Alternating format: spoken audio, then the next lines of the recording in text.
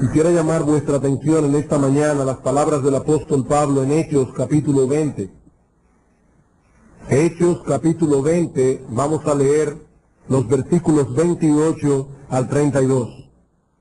Hablando a un grupo de pastores de Éfeso, la iglesia de Éfeso, dice el apóstol Pablo: por tanto mirad por vosotros y por todo el rebaño en que el Espíritu Santo os ha puesto por obispos, para apacentar la iglesia del Señor, la cual Él ganó por su propia sangre.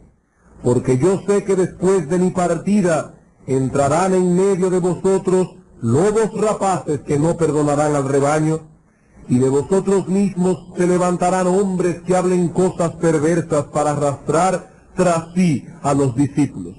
Por tanto, velad, acordándoos que por 3 años, de noche y de día, no he cesado de amonestar con lágrimas a cada uno. Y ahora, hermanos, os encomiendo a Dios y a la palabra de su gracia, que tiene poder para sobreedificaros y daros herencia con todos los santificados. El apóstol Pablo aquí hace un llamado solemne a estos pastores de Éfeso a apacentar, a guiar este rebaño y a alimentarlos apropiadamente con el alimento de la palabra. Ese es, hermanos, el llamado, la vocación, la responsabilidad primaria de los pastores en la iglesia. Fue para eso, dice Pablo, que el Espíritu Santo nos ha colocado en esa posición. Solo la palabra de Dios, servida con claridad y fidelidad por esos hombres que Dios ha llamado, por esos hombres que Dios ha calificado, es lo que puede solidificar una congregación. Conscientes entonces de la responsabilidad que Dios ha puesto sobre nuestros hombros, no solo sentimos el peso de impartir la enseñanza de la palabra, sino también el peso de asegurarnos de que esa enseñanza sea bien comprendida, sea bien entendida. Debemos esforzarnos por presentar el contenido de las Escrituras de la manera más simple posible.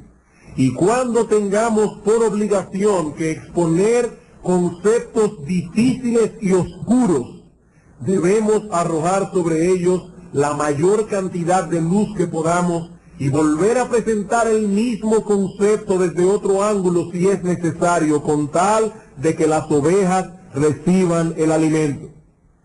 Es esto lo que nos ha movido como pastores a tomar la decisión de recapitular el material bíblico presentado en esta serie de sermones que hemos venido predicando desde hace ya unos cuantos domingos sobre escatología. Estamos conscientes de que algunas cosas que se han dicho no son tan fáciles de captar.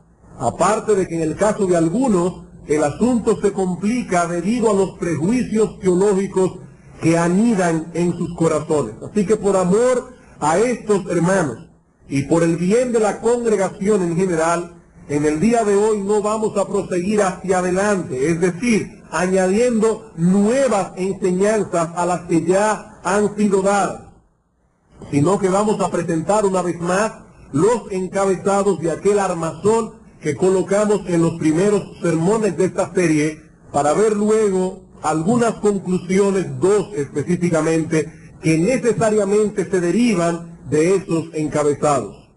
Sabemos que hay detalles complicados y oscuros en la escatología bíblica. Eso ocurre, no importa cualquiera que sea el sistema que usted utilice de interpretación bíblica. Las profecías siempre tienen detalles complicados, detalles oscuros. Pero si establecemos aquellas enseñanzas que son claras, las otras que son oscuras caerán por su propio peso. Déjenme ilustrar esto. Vamos a suponer que usted se encuentra con un arminiano, es decir, con una persona que no puede concebir que Dios es soberano en la salvación de los pecadores. Una persona que no puede aceptar todas las doctrinas que se derivan de esta verdad fundamental de las Escrituras. La salvación está en las manos del Señor. No acepta esto. Pero este arminiano es sincero y te pide que le demuestres por la Biblia la veracidad de estas doctrinas. ¿Qué metodología usarías tú para probarle que la salvación está en las manos de Dios y no en las manos de los hombres? Bueno, yo comenzaría por mostrarle en las Escrituras cuál es la condición espiritual del pecador. Le mostraría en la palabra de Dios todos aquellos textos que enseñan claramente que el hombre está muerto espiritualmente, muerto en sus delitos y pecados. Efesios 2, segunda a los Corintios 4:4. Que el hombre está ciego, que el hombre no puede ver la luz de la verdad, que es un enemigo activo de Dios y de la justicia. Romanos 8:7, Colosenses 1:21 al 23, etcétera.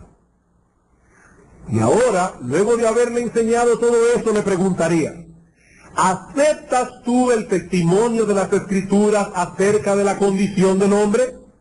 ¿Cuál es para ti, luego de haber visto todo esto, cuál es para ti la situación espiritual del pecador? ¿Tú crees que está muerto o simplemente agonizando? El hombre, sincero, luego de haber visto el material bíblico, dice, bueno, de acuerdo a estos textos no hay otra respuesta. El hombre está muerto. Perfecto. Si tú crees eso y lo aceptas, tienes que aceptar también todo lo demás.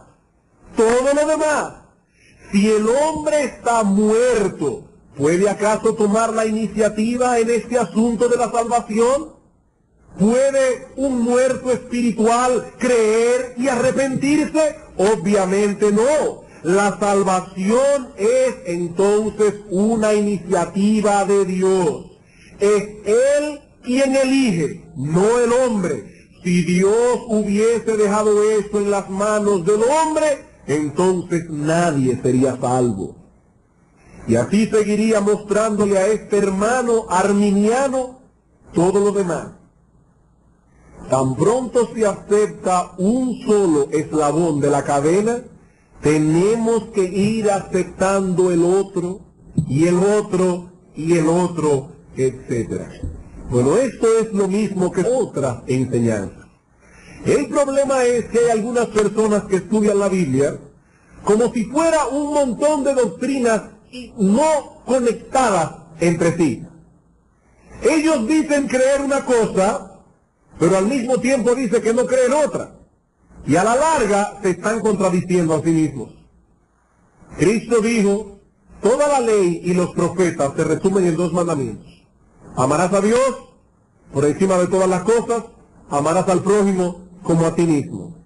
Si toda la Biblia se puede resumir en solo 2 mandamientos, ¿qué quiere decir eso? Que toda la Biblia, de una forma u otra, está conectada entre sí. Todas las doctrinas bíblicas se relacionan una con otra. El problema, repito, es que algunas personas no entienden eso. Y a menudo les oímos decir, no me gusta que me encasillen. A ustedes les fascina ponerle título a todo. Dispensacionalista, amilenialista, calvinista. Todo tiene un título. No me pongan título. Yo soy simplemente un cristiano bíblico. Bien, está bien, eso suena muy bien. El problema es que al definir lo que tú crees que la Biblia enseña, terminarás envuelto en un armazón teológico. Sea cual sea el camino que tú tomes, ponle el nombre que quieras a ese armazón. Pero todo cristiano profesa creer un conjunto de doctrinas, y esas doctrinas influenciarán su interpretación de las Escrituras. ¿Tú crees que el hombre está muerto en sus delitos y pecados? ¿Muerto? Eso te llevará de la mano a ciertas conclusiones. ¿Tú crees que el hombre no está completamente muerto, sino que simplemente agoniza? Eso te llevará a otras conclusiones muy distintas. Hermanos, repito, eso mismo ocurre en el campo de la escatología. Al inicio de nuestra serie de sermones dedicamos 4 estudios, 4 sermones, a establecer una serie de enseñanzas que conforman la zapata del edificio. Y muchos hasta ahí estaban diciendo, amén, no hay problema, yo acepto la zapata. Pero cuando comenzamos a ver los detalles que se derivan de la zapata, comenzaron a decir, un momento, hermanos, es que si aceptamos aquellas doctrinas, si aceptamos aquellas enseñanzas como buenas y válidas, tenemos por necesidad que llegar a ciertas conclusiones, a menos que creamos que la Biblia se contradice a sí misma. Pero si aceptamos una cosa, necesariamente tendremos que aceptar la otra. Como dije hace un momento en nuestro sermón de hoy, lo que vamos a hacer es tratar de ver cómo esto funciona en esta serie de sermones. Vamos a recapitular lo que hemos visto hasta ahora. Pero recapitular no es lo mismo que repetir. No es lo mismo. Nuestro propósito hoy no es volver a repetir lo que se ha expuesto en esta serie de sermones, sino hacer una presentación global, de modo que podamos ver la coherencia del conjunto y sus implicaciones. El sermón de hoy consta únicamente de 2 puntos. En primer lugar, veremos un recuento de aquellas enseñanzas generales sobre profecía bíblica que establecimos al principio de nuestra serie. Un recuento de aquellas enseñanzas generales que dimos sobre profecía bíblica. Y en segundo lugar veremos cómo estas enseñanzas generales nos sirven de guía para el estudio de los detalles. Comencemos entonces viendo en primer lugar una recapitulación de las enseñanzas generales sobre la escatología bíblica que han sido expuestas. Y la primera enseñanza general, el primer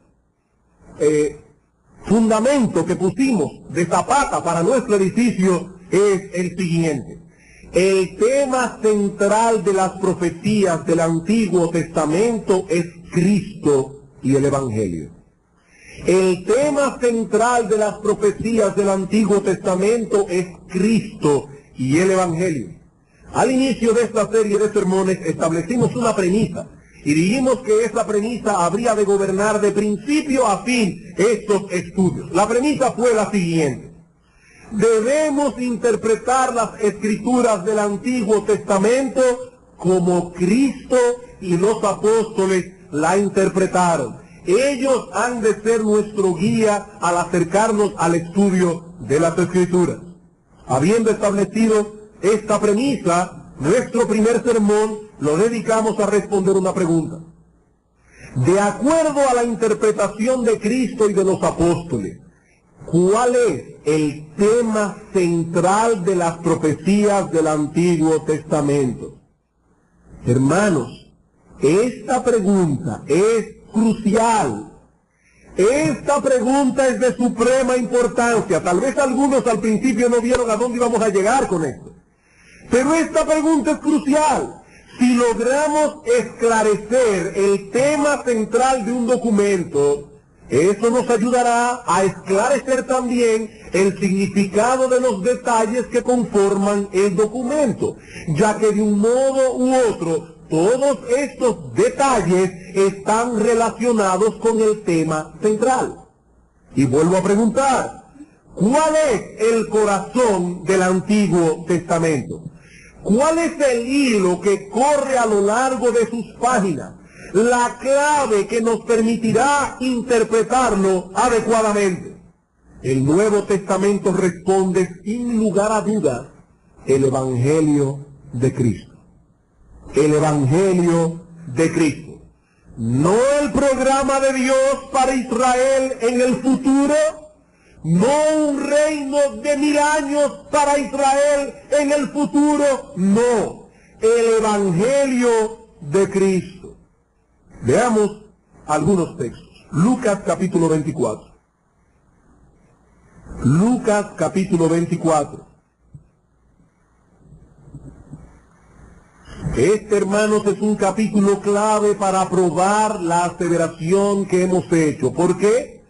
Porque 3 veces se declara en este capítulo 24 de Lucas que Cristo abrió el entendimiento de sus discípulos para que entendiesen las Escrituras. 3 veces dice Lucas, que Cristo abrió el entendimiento de los discípulos. Vean el versículo 27. Y comenzando desde Moisés y siguiendo por todos los profetas, les declaraba en todas las Escrituras lo que de él decían. Versículo 32. Y se decían el uno al otro, aquellos discípulos que se encontraron con Cristo camino a Emaús: ¿no ardía nuestro corazón en nosotros mientras nos hablaba en el camino y cuando nos abría las Escrituras? Versículo 45. Y entonces les abrió el entendimiento para que comprendiesen las Escrituras. ¿Quién es el único que puede abrir el entendimiento de un hombre para que entienda las Escrituras? Nuestro Señor Jesucristo.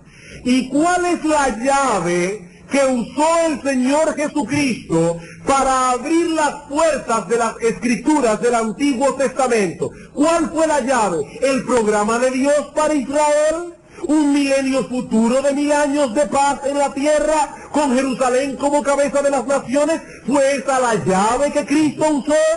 No, hermanos, no. Versículo 25 otra vez. Entonces Él les dijo: oh insensatos y tardos de corazón para creer todo lo que los profetas han dicho. ¿No era necesario que el Cristo padeciera estas cosas y que entrara en su gloria? Y comenzando desde Moisés y siguiendo por todos los profetas, les declaraba en todas las Escrituras lo que de él decían. ¿De qué hablaban, hermanos, todos los profetas en todas las Escrituras?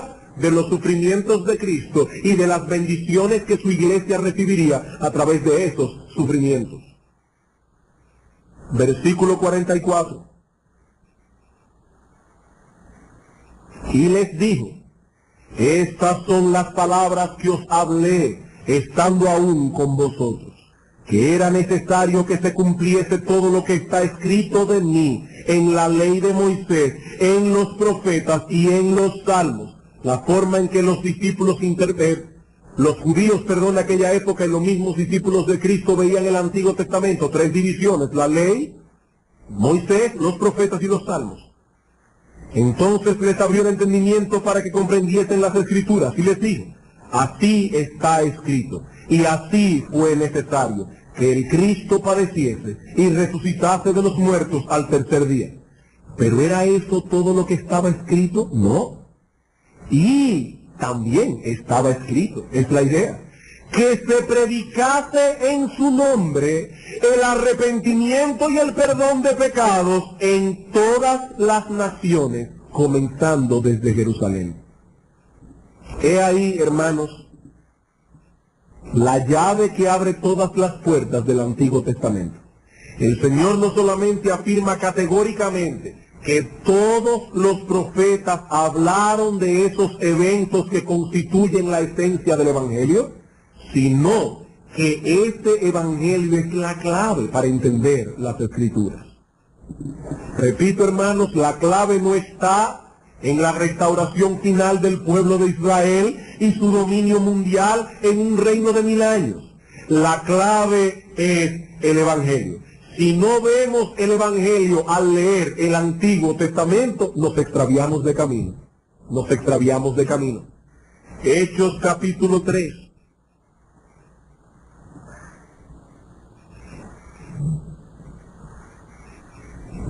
Versículo 18.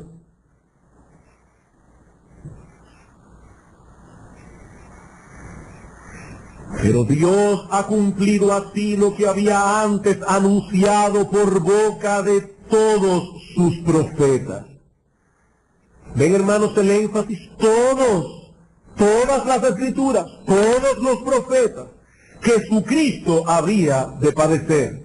Así que arrepentíos y convertíos para que sean borrados vuestros pecados, para que vengan de la presencia del Señor tiempos de refrigerio, y Él envíe a Jesucristo que os fue antes anunciado, a quien de cierto es necesario que el cielo reciba hasta los tiempos de la restauración de todas las cosas, de que habló Dios por boca de sus santos profetas que han sido desde tiempos antiguos. Versículo 24. Y todos los profetas, desde Samuel en adelante, cuantos han hablado, también han anunciado estos días. ¿De qué hablaron ellos? Del destino final de Israel 2000 años después, porque recuerden, y no sabemos si 2000 años después, porque no sabemos cuándo Cristo volverá, pero esto se escribió al principio de esta era cristiana. ¿Y qué dice Pedro aquí? Todos estos profetas hablaron de estos días. Hechos capítulo 10.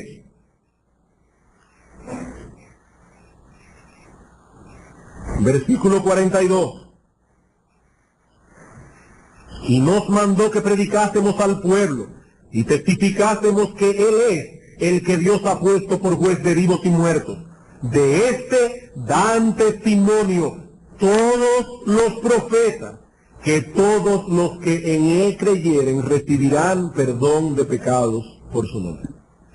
No tenemos tiempo, hermanos, para seguir añadiendo texto sobre texto. Pueden buscar Romanos capítulo 1, versículos 1 al 4, Romanos capítulo 16, versículo 25, Primera de Pedro capítulo 1, versículo 10 al 12, y van a ver el mismo énfasis. ¿De qué hablaron los profetas? Del Evangelio de Cristo. Segunda enseñanza general. Segunda enseñanza general. La era presente de la iglesia fue ampliamente revelada en las profecías del Antiguo Testamento. La era presente de la iglesia fue ampliamente revelada en las escrituras del Antiguo Testamento. Mientras algunos dicen que la iglesia era un misterio y que ninguno de los profetas nunca habló nada que tenga que ver con la iglesia, nosotros decimos, no, esta era presente fue ampliamente revelada. Hermanos, cuando nosotros leemos el Antiguo Testamento, encontramos allí una serie de profecías concernientes a las bendiciones que habría de recibir el pueblo de Israel en el contexto de la llegada de su Mesías. Ahora, volviendo a nuestra premisa de que debemos interpretar las escrituras del Antiguo Testamento como Cristo y los apóstoles la interpretaron, volviendo a esa premisa, yo me hago ahora otra pregunta. ¿Interpretaron ellos, Cristo y los apóstoles, esas profecías como un conjunto de bendiciones que vendrían sobre Israel, sobre los descendientes físicos de Abraham en un reino futuro? ¿Fue así que Cristo y los apóstoles interpretaron esas profecías? ¿O ellos la interpretaron más bien como cosas que se están cumpliendo ahora, en este momento, en la iglesia del Señor? ¿Cómo las interpretaron Cristo y los apóstoles? ¿De qué Israel, según Cristo y los apóstoles, hablaron los profetas del Antiguo Testamento? Lo primero que tenemos que hacer aquí para responder esta pregunta es una distinción. Cuando hablamos de Israel, debemos entender que aún en el Antiguo Testamento había un Israel dentro de Israel. ¿Cómo? ¿Y qué quiere usted decir con eso? Muy sencillo, no es nada complicado. Que muchos de los judíos, descendientes físicos de Abraham, circuncidados conforme al rito judaico, que vivieron bajo el antiguo pacto, no fueron creyentes. Nada más tienen que leer Hebreos 4 y van a ver allí que desde el principio fue así. Muchos fueron incrédulos. En otras palabras, ellos eran judíos según la carne, como les llama Pablo en 1 Corintios 10, 18. Judíos según la carne, pero no eran judíos según el Espíritu. No eran israelitas de corazón. Salmo 73.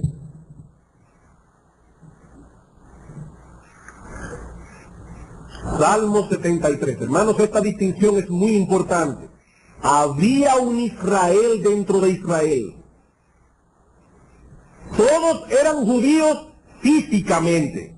No todos eran judíos espiritualmente. No todos pertenecían al verdadero pueblo de Dios, a esos que están inscritos ahora en los cielos, de los que habla Hebreos capítulo 12. Noten cómo comienza este salmo. Ciertamente es bueno Dios para con Israel. Pero recuerden cuando vieron aquella clase de los salmos que dio el hermano Marcos Peña en una escuela dominical hace muchos meses atrás, que ellos usaban paralelismos para añadir una idea a otra idea. Y dice ahora, ciertamente es bueno Dios para con Israel, para con los limpios de corazón, porque no todos los que habitaban el pueblo de Israel eran limpios de corazón. Habían dos Israel dentro de Israel. Salmo 125. Por eso es que Asaf en el mismo Salmo 73 continúa hablando de aquellos que se apartan de Dios. Esos no pertenecen al verdadero Israel, aunque sean judíos. Salmo 125, versículo 5.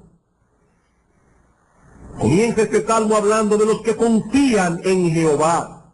Y dice ahora en el versículo 5, mas a los que se apartan tras sus perversidades, Jehová los llevará con los que hacen iniquidad. Paz sea sobre Israel. Hay algunos que no recibirán esa paz. ¿Por qué? Porque van tras sus perversidades.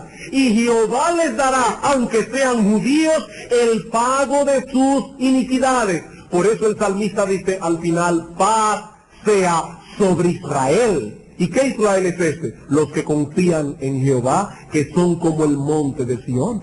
Sobre ese Israel sea la paz de Dios. Lucas capítulo 3, versículo 8. Juan el Bautista, el precursor del Mesías, llega a Jerusalén, a Judea, comienza a predicar el evangelio del reino y a decir, arrepentíos, porque el reino de los cielos se ha acercado. Juan el Bautista, como buen predicador que era, comenzó a prever lo que estaba en la mente de algunos que estaban escuchando su predicación. ¿Que nosotros tenemos que arrepentirnos?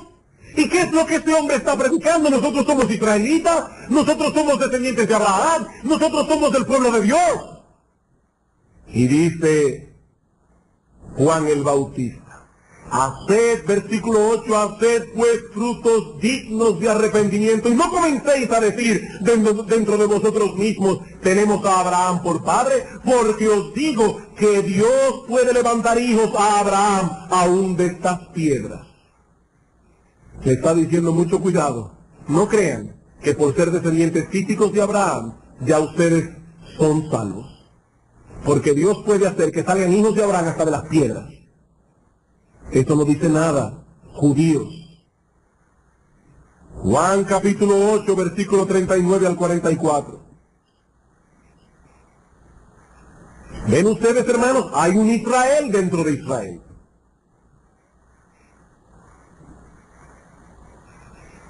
Juan capítulo 8, versículo 39.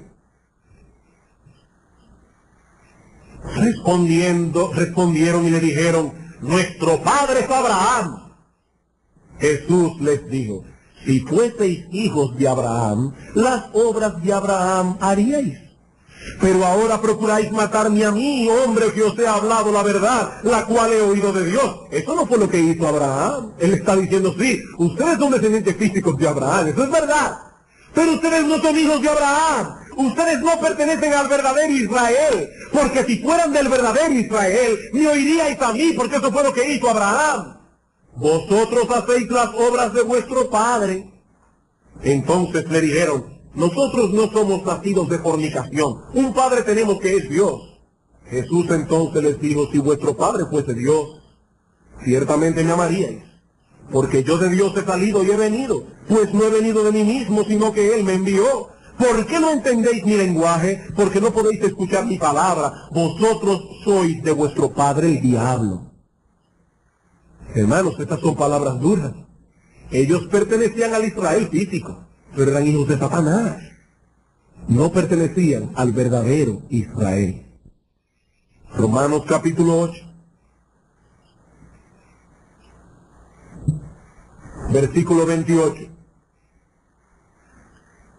Pues no es judío el que lo es exteriormente, ni es la circuncisión la que se hace exteriormente en la carne, sino que es judío el que lo es en lo interior, y la circuncisión es la del corazón, en espíritu, no en letra, la alabanza del cual no viene de los hombres, sino de Dios. Y un último texto para probar este punto, Romanos capítulo 9, versículo 6.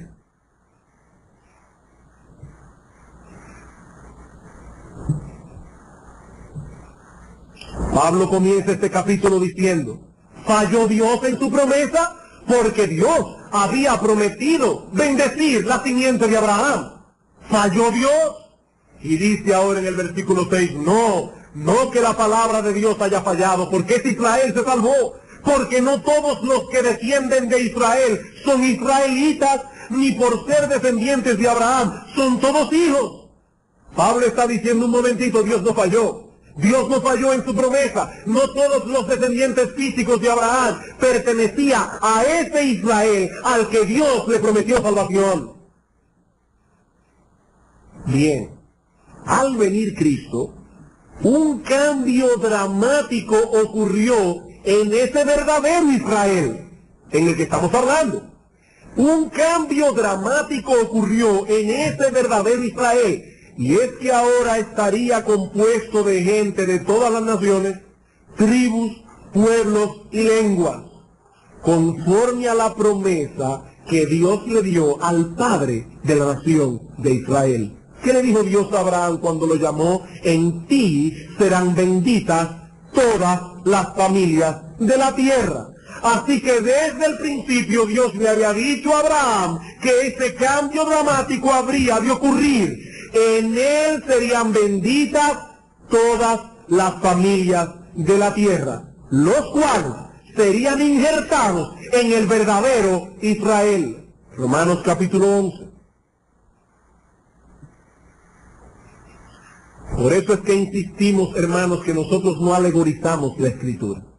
La interpretamos como Cristo y los apóstoles la interpretaron. Dice Romanos capítulo 11, versículo 17 y 18.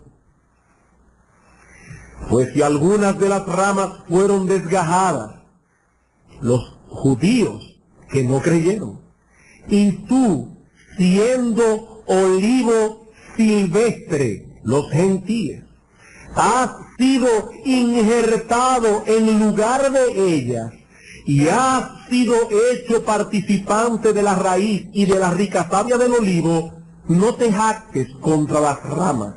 Y si te jactas, sabes que no sustentas tú a la raíz, sino la raíz a ti. Nosotros, hermanos, los gentiles, que ahora conocemos al Señor, somos como ramas de un olivo silvestre, que hemos sido injertados en el buen olivo.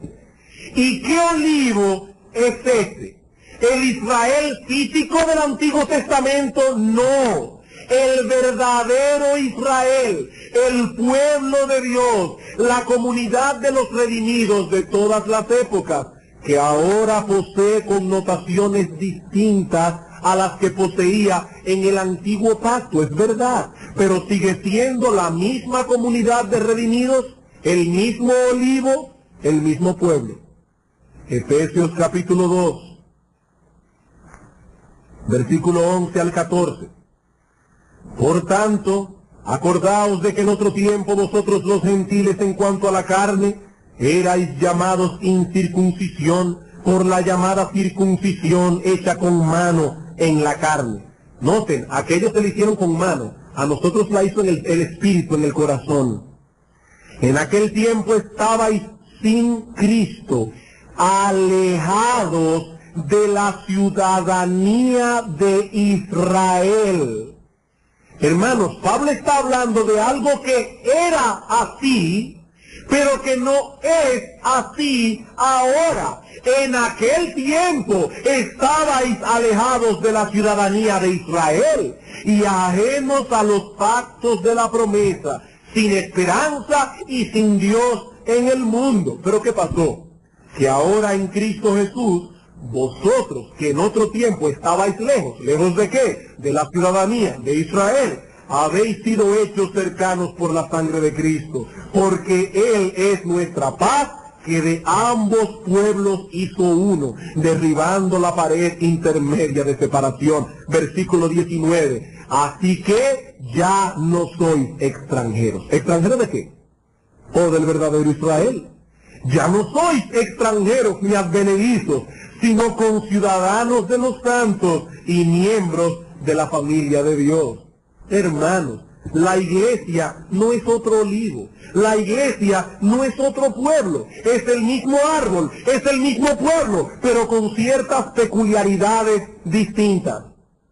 Las bendiciones predichas en el Antiguo Testamento, relacionadas con el Mesías, con la llegada del Mesías, esas bendiciones fueron prometidas al Israel de Dios.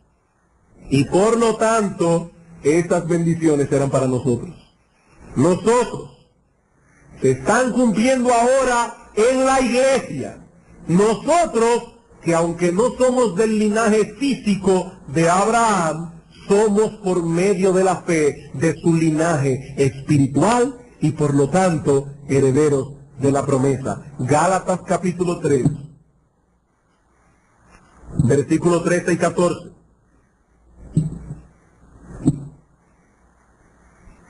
Cristo nos redimió de la maldición de la ley, hecho por nosotros maldición, porque está escrito, maldito todo el que es colgado en un madero. ¿Y para qué Cristo hizo eso?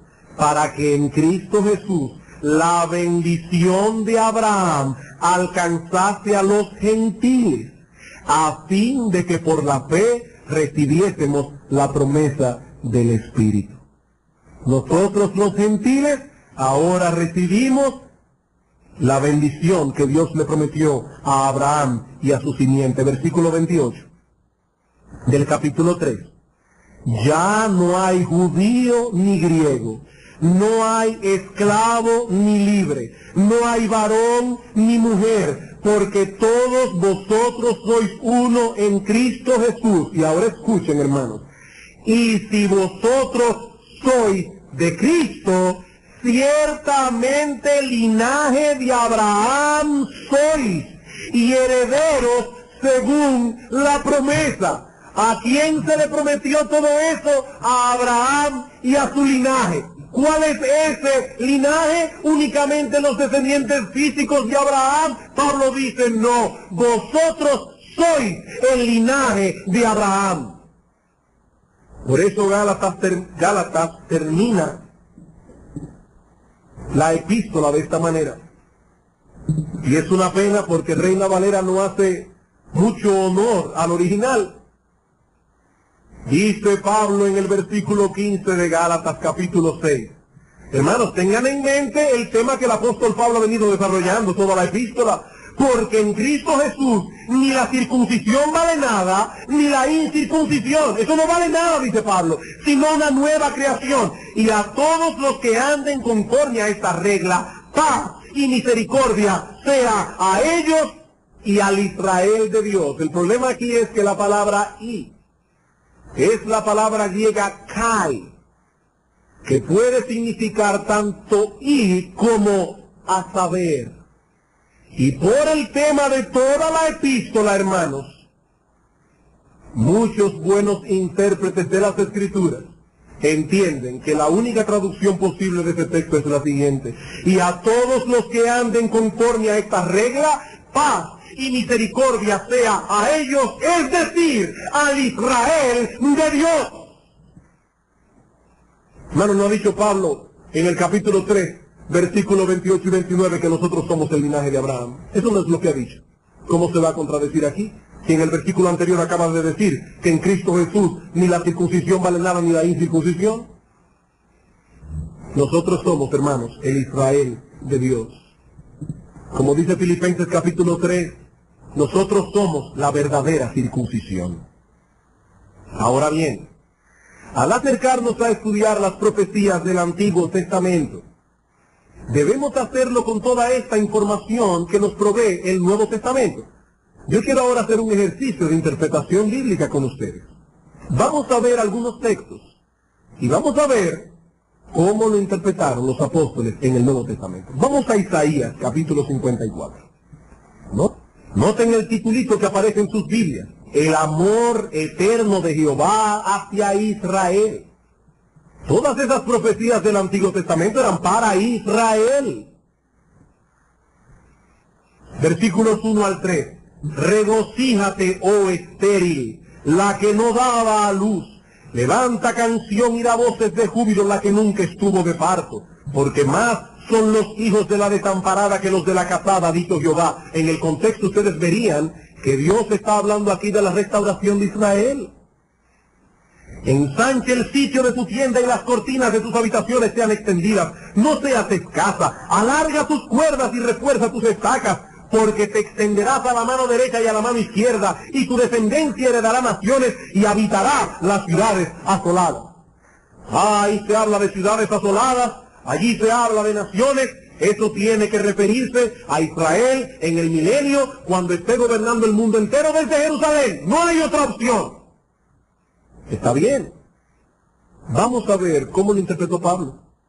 Porque para mí la interpretación de Pablo tiene más peso que cualquier otra interpretación. Vamos a Gálatas. Gálatas capítulo 4, versículo 21.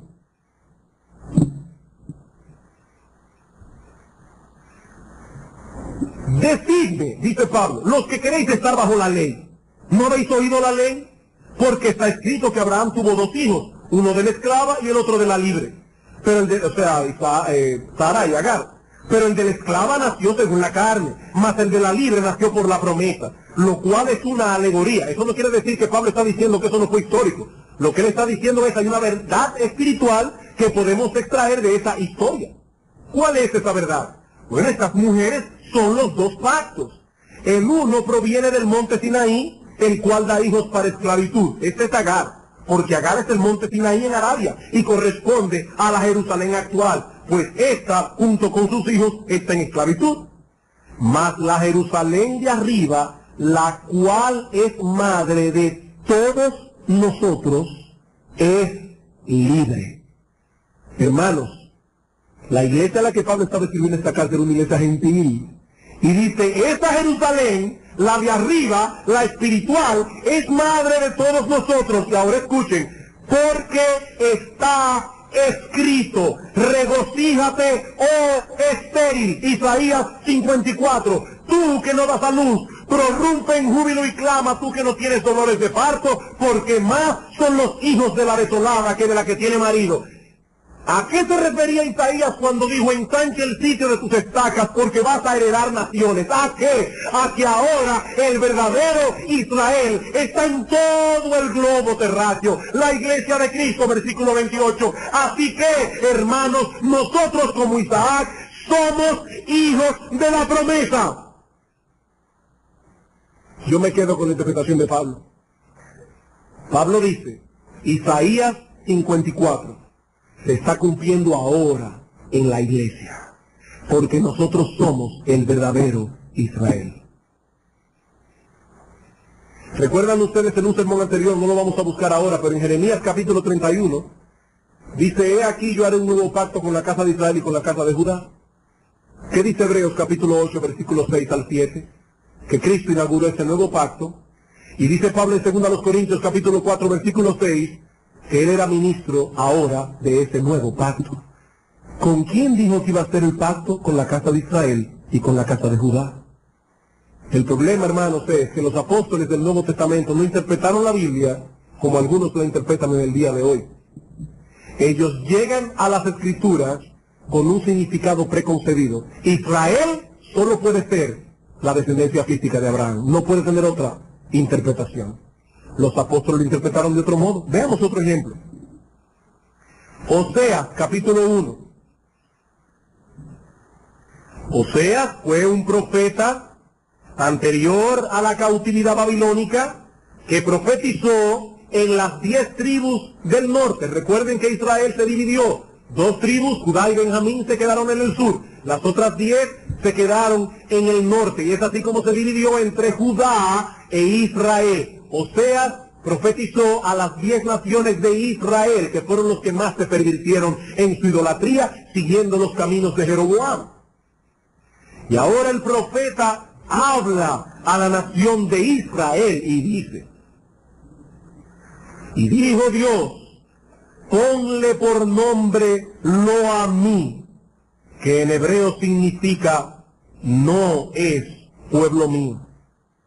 ¿Por qué? Porque vosotros no sois mi pueblo, ni yo seré vuestro Dios. Con todo, será el número de los hijos de Israel como la arena del mar, que no se puede medir ni contar. Y en el lugar en donde les fue dicho, vosotros no sois pueblo mío, les será dicho, sois hijos del Dios viviente. Él está bien diciendo, el profeta, Dios los ha desechado por causa de su pecado. Ya no sois mi pueblo. Pero habrá una restauración. Vendrán días cuando Dios les dirá a vosotros, Israel, vosotros sois pueblo mío. Capítulo 2, versículo 23. Hablando de esta misma restauración, dice: y la sembraré para mí en la tierra, y tendré misericordia de los Ruama, y diré a Lo-Ammi, tú eres pueblo mío, y él dirá, Dios mío. Algún día Israel será restaurado. ¿Cuándo? ¿En el milenio? No. Vamos a ver una vez más cómo lo interpretó el apóstol Pablo. Romanos capítulo 9.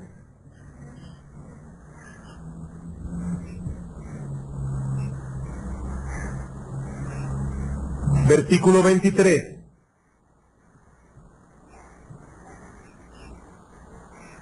Y para hacer notorias las riquezas de su gloria, las mostró para con los vasos de misericordia que él preparó de antemano para gloria, a los cuales también ha llamado, esto es, a nosotros, no solo de los judíos, sino también de los gentiles, como también en Oseas dice, llamaré pueblo mío al que no era mi pueblo, y a la que no era amada, amada. Y en el lugar donde se les dijo, vosotros no sois pueblo mío, allí serán llamados hijos del Dios viviente. Pablo dice, hermanos, ya se cumplió la profecía de Oseas, ya Dios ha vuelto a tomar pueblo para sí, no solo de Israel físico, sino también de los gentiles, los cuales somos ahora el Israel espiritual de Dios.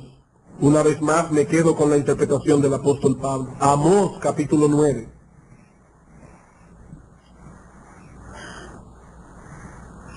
Amós capítulo 9.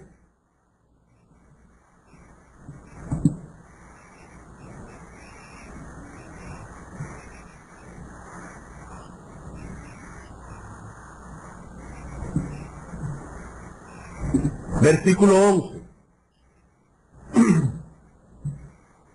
En aquel día yo levantaré el tabernáculo caído de David, y cerraré sus portillos, y levantaré sus ruinas, y lo edificaré como en el tiempo pasado, para que aquellos sobre los cuales es invocado mi nombre, posean el resto de Edom y a todas las naciones, dice Jehová, que hace esto. Una vez más está hablando el profeta de que en un tiempo lejano Israel volverá otra vez a ser cabeza de naciones, y en Jerusalén habrá un gobierno mundial, y que todas las naciones vendrán a adorar en el templo que se reconstruirá en el milenio. Es de eso que está hablando el profeta. Veamos cómo lo interpreta Santiago en Hechos capítulo 15. Versículo 13.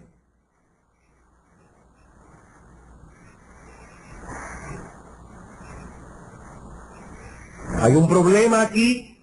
Algunos judíos cristianos entendían que para ser miembros de la comunidad de creyentes había que pasar por el rito de la circuncisión y hacerse prosélito y entonces ser aceptado en la familia de la fe. Se hace una reunión Y cuando ellos callaron, Hechos 15:13, Jacobo respondió diciendo: varones hermanos, oídme. Simón ha contado cómo Dios visitó por primera vez a los gentiles para tomar de ellos pueblo para su nombre, y con esto concuerdan las palabras de los profetas, como está escrito: después de esto volveré y reedificaré el tabernáculo de David que está caído, y repararé sus ruinas, y lo volveré a levantar, para que el resto de los hombres busque al Señor, y todos los gentiles sobre los cuales es invocado mi nombre. Una vez más dice Santiago: hermanos, eso fue lo que profetizó el profeta Oseas. Es por eso que en Hechos capítulo 3, versículo 24, Pedro dice: todos los profetas desde Samuel en adelante han anunciado estos días. Decir que la iglesia no aparece en las páginas del Antiguo Testamento contradice esta declaración del apóstol. Esto no quiere decir que en el Antiguo Testamento se habla de la iglesia con la misma claridad, con la misma amplitud con que se habla en el Nuevo Testamento. No, la revelación de Dios es progresiva. Hay muchas cosas que ni los mismos profetas entendieron. ¿No es eso lo que dice Pedro? Que ellos indagaron diligentemente para ver qué tiempo indicaba el Espíritu de Cristo que estaba en ellos, que iban a suceder esas cosas. Y Pedro dice al final: ellos administraban esas cosas para nosotros. Para nosotros. Nosotros somos los recipientes de las promesas que los profetas anunciaron. Enseñar que en algún tiempo futuro Israel volverá a ser el pueblo de Dios, aparte de la iglesia, eso es volver a construir de nuevo la pared de separación que Cristo derribó. Eso significaría volver a desgajar las ramas de olivo silvestre que fueron injertadas en el buen olivo. No, hermanos, hay un solo pueblo de Dios que ha sido redimido a lo largo de los siglos, y cuando la historia humana haya llegado a su fin, habrá una sola comunidad de redimidos. Apocalipsis, capítulo 21.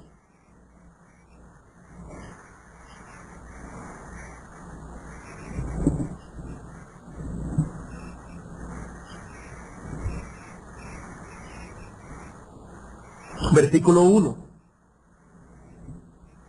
Vi un cielo nuevo y una tierra nueva, porque el primer cielo y la primera tierra pasaron y el mar ya no existía más. Y yo, Juan, vi la santa ciudad, la nueva Jerusalén, descender del cielo de Dios, dispuesta como una esposa ataviada para su marido. Y oí una gran voz del cielo que decía: he aquí el tabernáculo de Dios con los hombres, y Él morará con ellos, y ellos serán sus pueblos. No, su pueblo, y Dios mismo estará con ellos como su Dios. Esta ciudad comprende a todos los redimidos del Antiguo y Nuevo Pacto. ¿Cómo lo sabemos? Vamos al versículo 2. Describiendo esta ciudad, dice Juan: tenía un muro grande y alto con 12 puertas. Hermanos, esto es simbólico. Y en las puertas 12 ángeles y nombres inscritos que son los de las 12 tribus de los hijos de Israel. Versículo 14. Y el muro de la ciudad tenía 12 cimientos, y sobre ellos los 12 nombres de los 12 apóstoles del Cordero.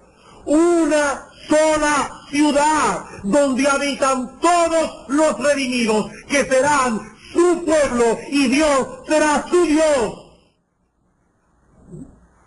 Es una misma ciudad, hermanos, con el nombre de los 12 tribus de Israel, del verdadero Israel, y con el nombre de los 12 apóstoles de Cristo.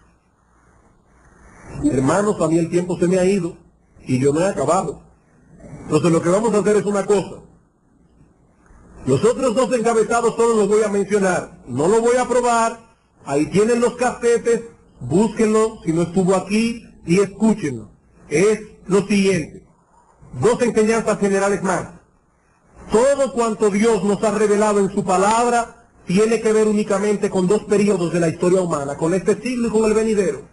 Ya vimos cómo esa expresión, este siglo y el venidero, comprende toda la historia del hombre, incluyendo la eternidad. Dos siglos cualitativamente distintos el uno del otro, divididos por la segunda venida del Señor. En este siglo, Lucas 20, 34, 36, los hombres mueren, envejecen, etc. En aquel siglo, dice Cristo, todos estarán en cuerpos glorificados, todos habrán pasado por la resurrección. Y la tercera enseñanza, la cuarta enseñanza general que dimos fue la siguiente: el reino de Dios ha de ser instaurado en el mundo en dos etapas, una de siembra y otra de siega. Eso lo vimos en la parábola del trigo y la cizaña. Cristo dice, el reino de Dios ha llegado a vosotros, pero en su etapa de siembra. Algún día vendrá en su etapa de siega la consumación. Si usted no estuvo aquí, busque los casetes de esas dos predicaciones. Pero ahora veamos las enseñanzas específicas que se derivan de las generales. Solo dos. Primera enseñanza específica. Si aceptamos como bueno y válido todo ese armazón que hemos presentado ya, no tenemos otra alternativa. Primero, en el esquema presentado en las Escrituras, no hay lugar para un reino de 1000 años en el que Israel estará a la cabeza de las naciones mundiales. En el esquema que hemos presentado, no hay lugar para este reino. Hermanos, esas profecías mesiánicas ya se cumplieron. Y las que no se han cumplido aún, encontrarán su cumplimiento cuando sean creados el cielo nuevo y la tierra nueva, donde los redimidos habitarán por toda la eternidad. Ese es el esquema bíblico. Algunas profecías del Antiguo Testamento eran para este siglo. Otras profecías eran para el siglo venidero. No hay otra opción. Hermanos, el esquema presentado por la Biblia es muy simple. Muy simple. ¿Qué estamos esperando nosotros? La segunda venida en gloria de nuestro Señor Jesucristo. Cuando Él venga, pasarán dos cosas. Los justos serán bendecidos eternamente. Los injustos serán castigados eternamente. Mateo capítulo 25, versículo 31, cuando el Señor venga en gloria, se sentará a juzgar al mundo entero. ¿Y cuál es el veredicto? Versículo 46, los justos irán al milenio, no, a la vida eterna. Los impíos, al castigo eterno. Segunda Tesalonicenses, capítulo 1.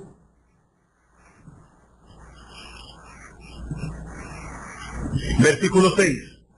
Hermanos, el estado de cosas que será implantado cuando Cristo vuelva es definitivo, no temporal. Cristo no viene a instaurar un reino de 1000 años. Cuando Él venga, la eternidad.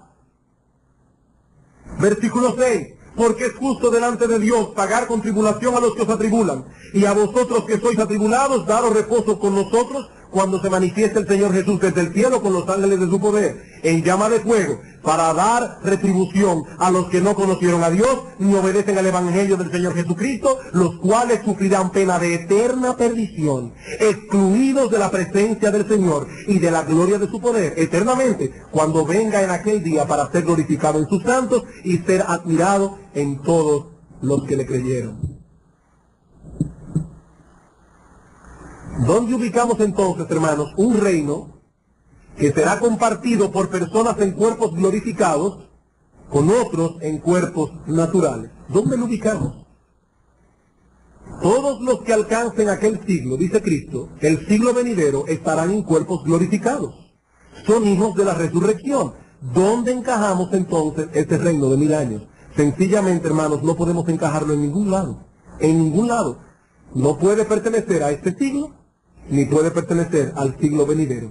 Cuando vamos a Apocalipsis capítulo 20, un pasaje lleno de símbolos, no podemos interpretarlo de tal manera que eche por tierra todas estas enseñanzas claras de la palabra de Dios. Segunda aplicación.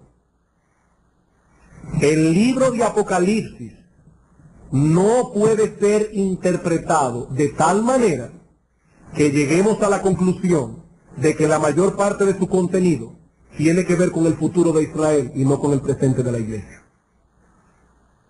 Si todo esto es verdad, no podemos interpretar el Apocalipsis de tal manera que la mayor parte de lo que está escrito allí no tiene nada que ver con nosotros, sino con el futuro de Israel. Las escrituras no pueden enseñar, por un lado, que hay un solo pueblo de Dios, y al mismo tiempo enseñar que en el futuro la iglesia será sacada de la tierra, Dios volverá a tratar una vez más con el pueblo de Israel, con los descendientes físicos de Abraham. Hermanos, eso no tiene sentido. Los israelitas que conocen al Señor son parte de la iglesia, no forman un grupo especial, porque tal grupo no existe. Dios solo tiene un pueblo. En el antiguo pacto ese pueblo estaba compuesto mayormente por los descendientes físicos de Abraham que creyeron. En el nuevo pacto está compuesto por hombres y mujeres de todo pueblo, tribu, lengua y nación que creyeron. No existe otro grupo. Así que cuando nosotros leemos en Apocalipsis capítulo 14 versículo 12, aquí está la paciencia de los santos, los que guardan los mandamientos de Dios y la fe de Jesús. ¿De qué santo está hablando Juan allí? ¿De los descendientes físicos de Abraham? No, hermano, está hablando de estos santos que componen la iglesia de Cristo, judíos y gentiles. Cuando leemos en Apocalipsis 20 que las naciones fueron engañadas por Satanás y que ese engaño hizo que ellas rodearan el campamento de los santos, la ciudad amada. ¿De qué ciudad está hablando? ¿De la tierra de Palestina? No, hermanos. El Nuevo Testamento, en un lenguaje literal y claro, no da pauta para interpretar eso así. Cristo le dijo a la mujer samaritana, viene la hora, y ahora es, cuando ni en este monte ni en Jerusalén adoraréis al Padre. Dios está buscando verdaderos adoradores que le adoren en espíritu y en verdad. ¿De qué ciudad está hablando Apocalipsis 20? De todos esos hombres y mujeres del mundo entero que ahora adoran a Dios en espíritu y en verdad. Satanás ha sido atado para que no pueda destruir a la iglesia a lo largo de esta era evangélica, y así podemos predicar el evangelio en todas las naciones. Cristo impedirá que esta confabulación mundial sea llevado a cabo hasta que la iglesia complete su misión. ¿De dónde sacamos esa interpretación? Del Nuevo Testamento. Mateo capítulo 24. Versículo 14. Los discípulos preguntan, ¿cuándo será el fin? Y Cristo dice, será predicado este evangelio del reino en todo el mundo, para testimonio a todas las naciones, y entonces vendrá el fin. Mateo capítulo 28, versículo 18. Y Jesús se acercó y les habló diciendo, toda autoridad me es dada en el cielo y en la tierra, por tanto, id y haced discípulos a todas las naciones.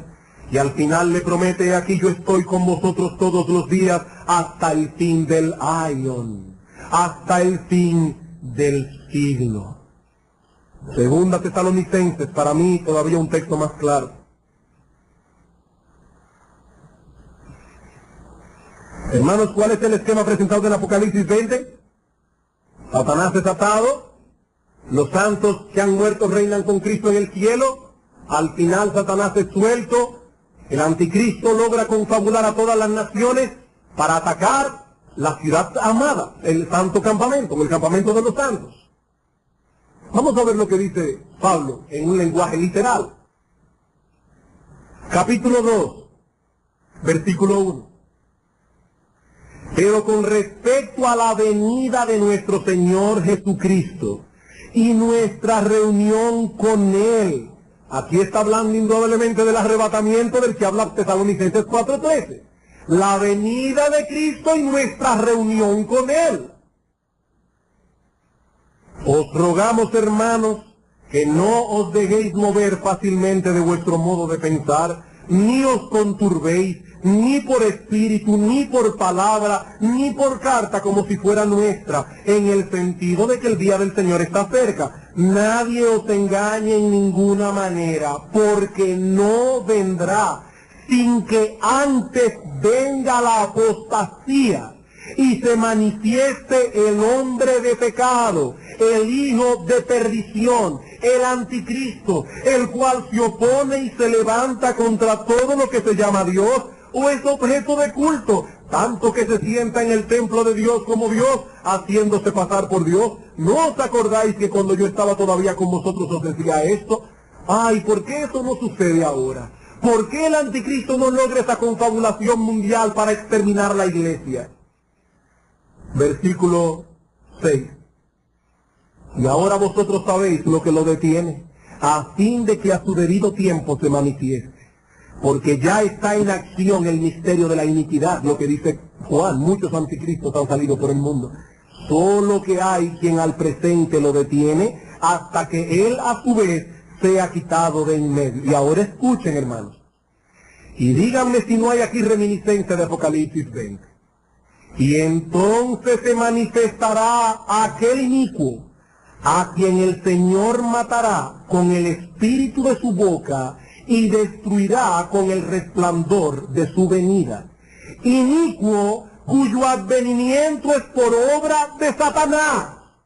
Satanás será suelto para engañar a las naciones, con gran poder y señales y prodigios mentirosos, y con todo engaño de iniquidad para los que se pierden, por cuanto no recibieron el amor de la verdad para ser salvos. Por esto Dios les envía un poder engañoso para que crean la mentira, a fin de que sean condenados todos los que no creyeron la verdad, sino que se complacieron en la injusticia. ¿Cuándo ocurrirá esto? ¿Al final de un reino de 1000 años?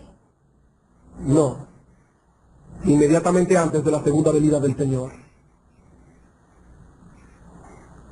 Pablo dice que los hombres del tiempo del fin serán engañados por el anticristo. Ellos creerán que podrán acabar con la iglesia. Ese es el engaño.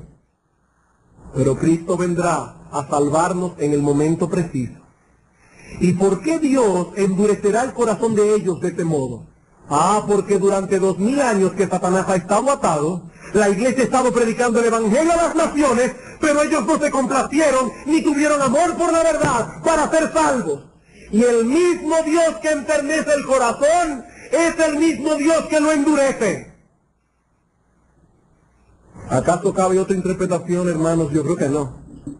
Yo creo que Apocalipsis 21 al 10 debe interpretarse a la luz de ese texto que aparece aquí, claro, en un lenguaje literal, en 2 Tesalónica capítulo 2, versículo 1 en adelante. Hermanos, debo insistir en esto. Lo que está oscuro o en lenguaje simbólico debe ser interpretado por lo que está claro y revelado en un lenguaje literal. No es de Israel que habla el Apocalipsis. Los judíos